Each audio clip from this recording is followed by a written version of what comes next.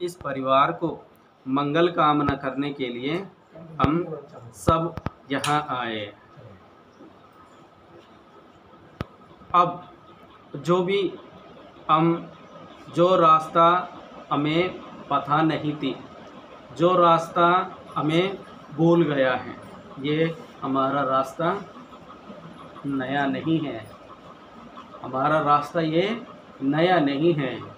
जो हमारा पुराना रास्ता हमने मान के बैठे, वो हमारा रास्ता है ही नहीं।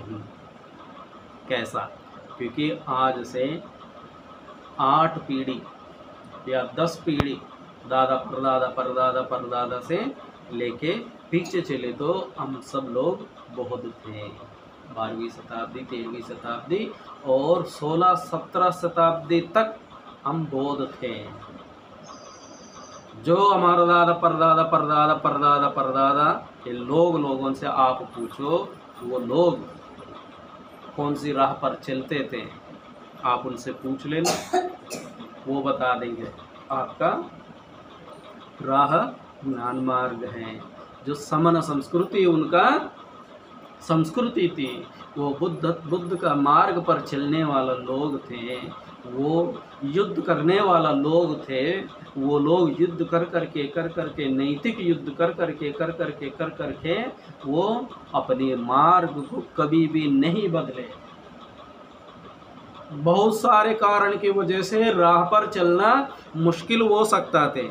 राह पर चलना मुश्किल हो किया होंगे, सामाजिक की वजह से, राजनीतिक की वजह से, राजा की वजह से और कोई शत्रु की वजह से उस राह पर चलना मुश्किल हो किया होंगे। लेकिन उस राह पर चलना कभी भी बंद नहीं किया है। उस राह पर ही खड़े रहे और दूसरा राह पर नहीं चले।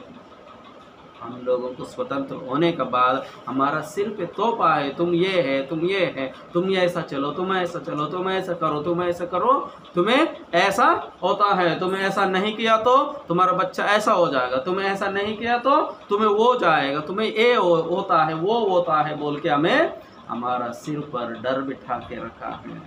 हमारा मन के अंदर डर बिठा के रखा है, बिना और कोई नहीं है। एक उदाहरण देता हूँ। हमारा जो पुराना मार्ग है वो ये बुद्ध का मार्ग है बोलने के लिए। आप कभी भी गुस्से में आए तब क्या बोलेंगे?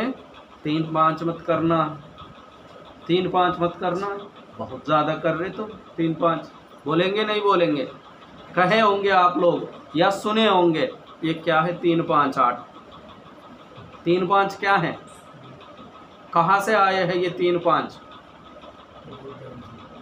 जी बिल्कुल सही है। 3 त्रिसर्ण, 5 पंचशील।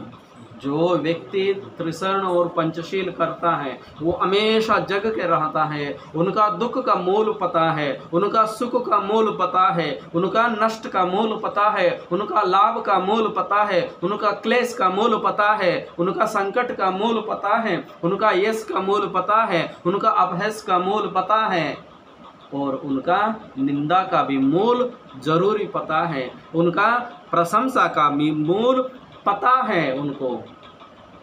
इसलिए वो व्यक्ति 3-5 करता है। इसलिए जो 3-5 ना करने वाला व्यक्ति 3-5 मत करो, 3-5 मत करो, 3-5 मत करो बोलते रहते हैं। 3 त्रिशरण बोले तो बुद्धा धम्मा संगं शरणं गच्छामि। 5 बोले तो पानातिपात आदि नदान कामे सुमिच्चाचार मुसावाद और सुरा मेरे मज्जपमादट्ठाना वेरमणि सिक्खापदं समाधियामि। इसका मतलब क्या है? बुद्धं शरणं गच्छामि बोले तो यह तस्वीर है बुद्ध की, मैं इस तस्वीर को शरण लेता हूँ, नहीं, वो मतलब नहीं है। मैं अपना स्वबुद्धि को इस्तेमाल करता हूँ ताकि मेरा जीवन सुखमय जीवन जीने का कला सीखे और नष्टमय जीवन को भी मैं कैसा झेलूं उसके लिए शरण है। मैं अपना जीवन सुखमय जीवन जीने का कला सीखने के लिए शरण लेता हूँ, उसके लिए मैं अपना स्वबुद्धि को शरण लेता हूँ। इसका मतलब ये है।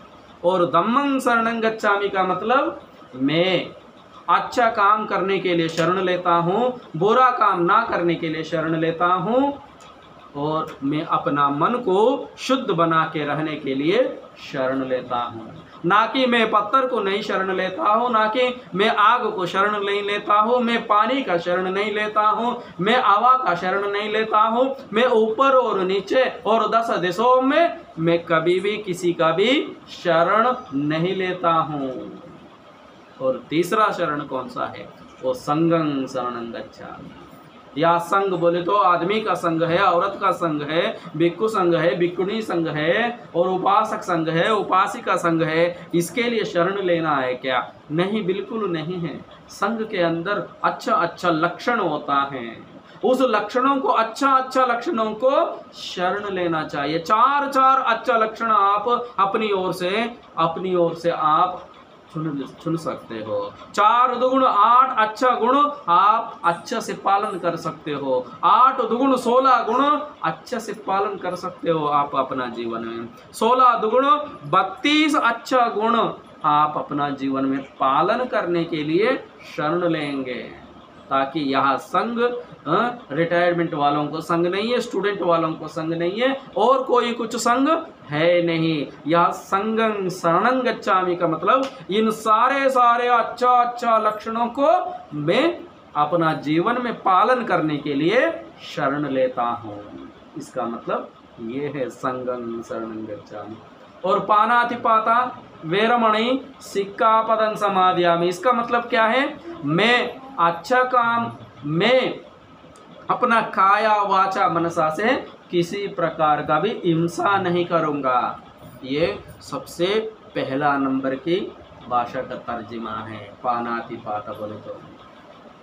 और दूसरा आदिन्नादाना का मतलब मैं चोरी नहीं करूँगा, और क्या करूँगा? और आदान प्रदान करूँगा। आदिन्नादाना का मतलब मैं आदान प्रदान करूँगा। जो चीज़ मेरे पास नहीं है उसको मैं कमाने के लिए प्रयास करूँगा। जो चीज़ मेरे पास एक से ज़्यादा है उसको ज़रूरतमंदों को दान करता हूँ। और कामेषु मिच्छाचार वेरमणि सिक्खापदं समादयामि, इसका मतलब मैं काया वाचा मनसा अच्छा संबंध बना के रहूँगा।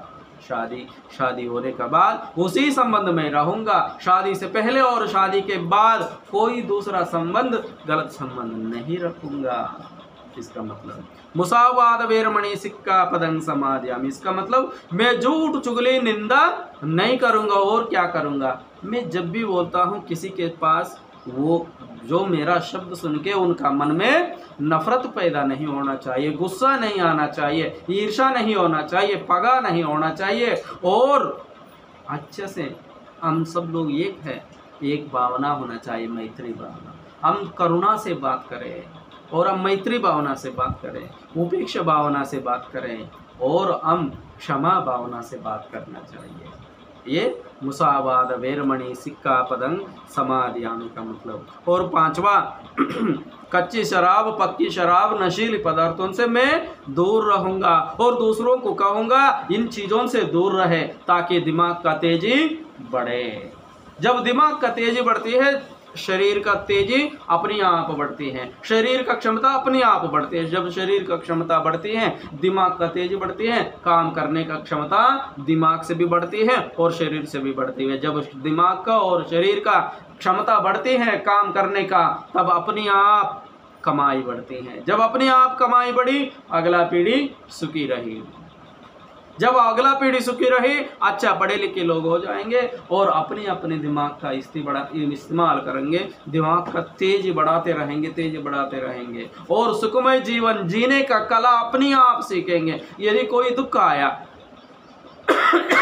दुख आया तब अपने आप ढूंढेंगे इस दुख का क्या कारण है, और ना कि कोई किसी के पास जाके आस्त का इस रेखा दिखाने की जरूरत नहीं है, ना कि कोई किसी के पास जाके डेट पूछने का जरूरत नहीं है। शादी करने का और बच्चा का नाम रखने का और गृह प्रवेश करने का, और कोई किसी के पास जाके डेट पूछने का जरूरत नहीं है। अपने आप ये डेट को रखेंगे जो 3 और 5 करेंगे, जो दिमाग का तेजी बढ़ाते हैं। और जो भी कार्यक्रम करे ऐसा 3-5 करके अपना कार्यक्रम करते रहेंगे 3-5 3 त्रिसरण 5 पंचशील बुद्ध और बाबा साहब की तस्वीर रख के ऐसा 5 कैंडल जला के अब पुष्प चढ़ाए और अपनी कार्यक्रम चलाते रहे। अपनी आर्थिक परिस्थिति के अनुसार काम करेंगे, अपना बुद्धि को इस्तेमाल करेंगे 3-5 करके। इसलिए जो व्यक्ति 3-5 करता है अपना संपत्ति बढ़ाते जाएगा। अपना सुखमय जीवन जीने का कला वो सीखेंगे। हाँ, मेरे घर में कुछ क्लेश हो रहा है, ये क्लेश का कारण क्या है? मूल कारण, मूल निकालो जी बोलते हैं। मूल निकालने के लिए एक पट्टी देते हैं, मूल निकालो जी। मूल खुद ही निकालो, ना कि किसी के पास जाके मूल निकालने की कोई ज़रूरत नहीं होती है। बच्चा आपका पैदा है और दूसरों के पास जाके नाम पूछने का जरूरत नहीं है। आपका बच्चा का आपका ही नाम रखो। नाम रखते समय में उसका अर्थ जरूरी पता कर ले नाम का, ताकि मंगलवार पैदा हुआ मंगलू रख लिया, शुक्रवार पैदा हुआ शुक्रू रख लिया, गुरुवार पैदा हुआ गुड्डू रख लिया। ऐसा नहीं है। आपका बच्चा पैदा हुआ तो आप रख ले। नाम का पीछे इतिहास होना चाहिए, नाम का मतलब पता होना चाहिए और अच्छे से पुकारने के लिए आसान होना चाहिए। चाहे तो वो शहर का आदमी हो, चाहे तो देहात का आदमी हो। ये है त्रिसरण और पंचशील का मतलब है। इसी राह पर चलते थे आपके दादा परदादा युद्ध करते थे। हम इसी राह पर चलेंगे। चाहे तो तुम कुछ भी बोलो, दूसरा आदमी नहीं तुम ऐसा करो, तुम ऐसा करो, तुम वो है, तुम ये है बोलने के बाद हम कुछ भी हो, हम इसी राह पर चलते रहेंगे। चलते 5 या 6 7 पीढ़ी चलने के बाद हम नैतिक युद्ध करना बंद कर दिया। हमारा सिर के ऊपर तोप दिया, तुम 3-5 मत करे, 3-5 मत कर बोलते हैं। और नाम ऐसा दे दिया, टेढ़ी मेढ़ी मरोड़ में दे दिया। हम लोगों को दूसरा बाहर नहीं रखे, हम बाहर थे, तुम्हारा नजदीक हम नहीं आएंगे बोल के। हमारा युद्ध नैतिक युद्ध थे। हम नैतिक शिक्षा ग्रहण करने वाले हैं। यही हमारा नैतिक शिक्षा है, यही हमारा शिक्षा है। हम 3-5 करेंगे, 3 त्रिसरण 5 पंचशील। हमारा जो भी कार्यक्रम है सफ़ेद वस्त्र पहन के करेंगे, चाहे तो शादी हो, चाहे तो मरण हो, चाहे तो जनन हो, सफ़ेद वस्त्र में पहन के ऐसा वंदना में बैठ के करेंगे और उसके बाद जो कार्यक्रम करना करते रहेंगे। ये बौद्धों को क्या करना, बौद्ध ऐसा होता है। बौद्ध हमेशा जो भी कार्यक्रम है सफ़ेद वस्त्र पहनता है। और महिला कैसा, बुद्ध का बातों को माने। बुद्ध का बातों को मानने के लिए ये है प्रकार की महिला अपना घरों में जब भी पूर्णिमा होती है, पूर्णिमा बौद्धों के लिए महत्वपूर्ण है। हर पूर्णिमा पे सुबह ऐसा नहा धो के साफ सफाई करके घर पे अच्छा बच्चों को साफ सफाई करके नहा के ऐसा मोमबत्ती जलाओ और त्रिसरण पंचशील करो सफ़ेद वस्त्रों में। और उस दिन सुबह नाश्ता खाइए, दोपहर में खाना खाइए और शाम को खीर बना के और खुद खा लो और सबको आसपास पड़ोसियों को ऐसा वंदन कर ले। ये महीने में एक बार ज़रूरी होना चाहिए। बच्चों को ये सिखाना चाहिए। उपोषित व्रत रखते हैं, ये उपोषित हर पूर्णिमा पे तथागत बुद्ध ने बताया है कैसा उपासक लोग बुद्ध की राह पर चलने के लिए हर महीना ये पूर्णिमा में त्रिसरण पंचशील जरूरी करना चाहिए। जरूरी नहीं है हर पूर्णिमा पे बनते जी को बुलाए, जरूरी नहीं है। आप ही लोग घर पे ऐसा कैंडल जलाओ, ऐसा पुष्प चढ़ाओ और त्रिसरण पंचशील करो और अपना मन को शुद्ध बना के रखो। उस दिन रात को खाना नहीं चाहिए। क्यों? हर रोज सुबह शाम रात पेट के अंदर डालते गए, इस मिक्सी के अंदर डालते गए और करते रहे।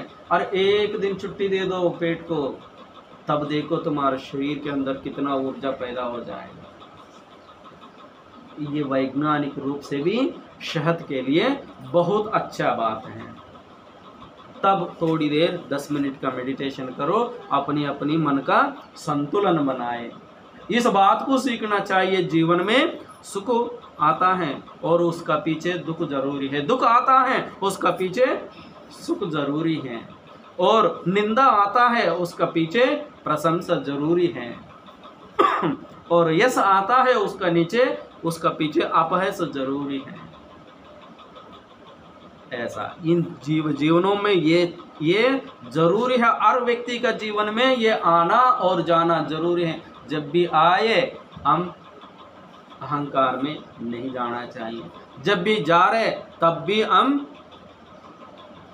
कुछ हमारा मन को हम चंचल स्वभाव में नहीं रखना चाहिए। आएगा चले जाएगा, दुख आएगा चले जाएगा, सुख आएगा चले जाएगा, हम अपना जीवन को संतुलन में चलते रहना चाहिए, चलते रहना। हर व्यक्ति अपना अपना जीवन चलाना सीखना चाहिए। तथागत बुद्ध का यही वाणी है, यही तथागत बुद्ध की मार्ग है।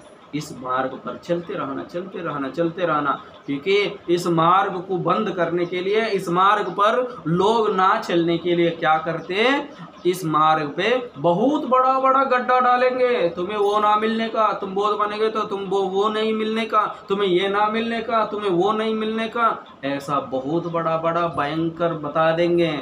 नहीं है, वो गड्ढा को पूरा करो, कोई बात ना, हम आगे चलते रहेंगे। उसके बाद और आगे चले तो बहुत बड़ा बड़ा कांटे डालेंगे आपका बुद्ध की राह पर, आपको आगे ना जाने के लिए। उस कांटे को काट के बराबर डाल के जला के चलते रहिए, ताकि अगला पीढ़ी जो पीछे आ रहा है वो पीढ़ी आसान से इस राह पर चलते रहे।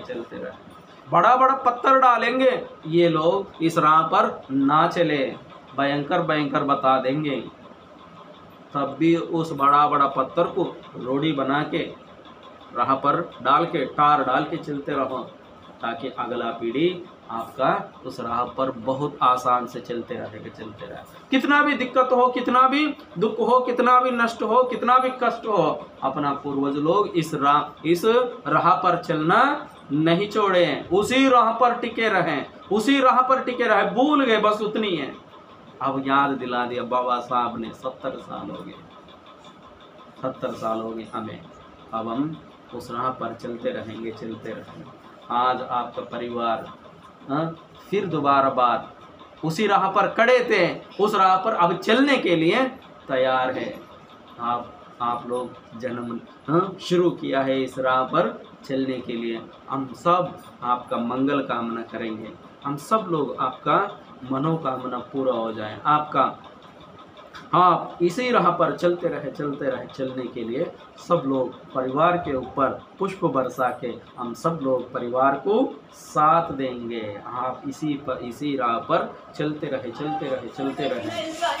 चलना कैसा, चाहे तो घर परिवार में कुछ भी कार्यक्रम हो इतना ही करना है, शादी हो इतना ही करना है, गृह प्रवेश हो इतना ही करना है, नाम रखना है इतना ही करना है, और जो भी कार्यक्रम जन्म से लेकर मरण तक कितना भी कार्यक्रम हो इतना ही करना है। फिर तो यार कौन सा है बनते जी हमारा? हर पूर्णिमा आपका तो यार है,